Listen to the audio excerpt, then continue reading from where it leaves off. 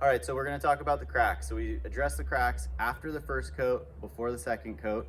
And the way that we do that is we apply paint by a sprayer and we dab it with a brush, and that's going to fill in the small portions of the crack. If you zoom in a little bit right here, you can see areas like this, very fine finish, those are gonna fill with paint.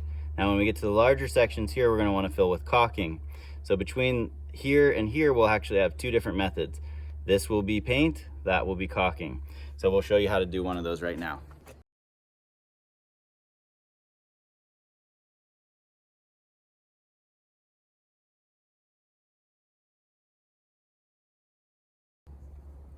Okay, so Jose put caulking in, and you can see that it's filled out a lot past the actual space of the crack.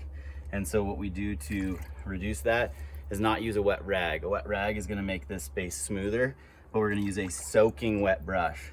And by soaking it, it looks like it's actually spreading it out further, but what it's doing is it's reducing the caulking itself to next to nothing, or a paint-like substance. So when this dries out, you may even see a tiny little bit of a crack still, but it'll be filled. And by the time we come through with the second coat of paint, that will fill up. Now this heavier spot here is still divoted in, but we have filled it and sealed it. So you want to let that dry, put your paint on it, see what it looks like, and see if we're gonna do anything else.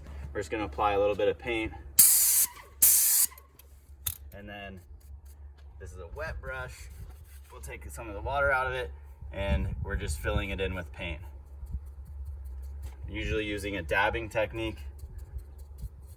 Sometimes you have to go back and forth.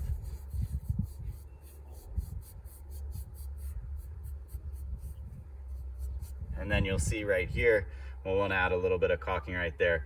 But basically this gets rid of the crack that used to be here, and without making it more noticeable by applying additional caulking.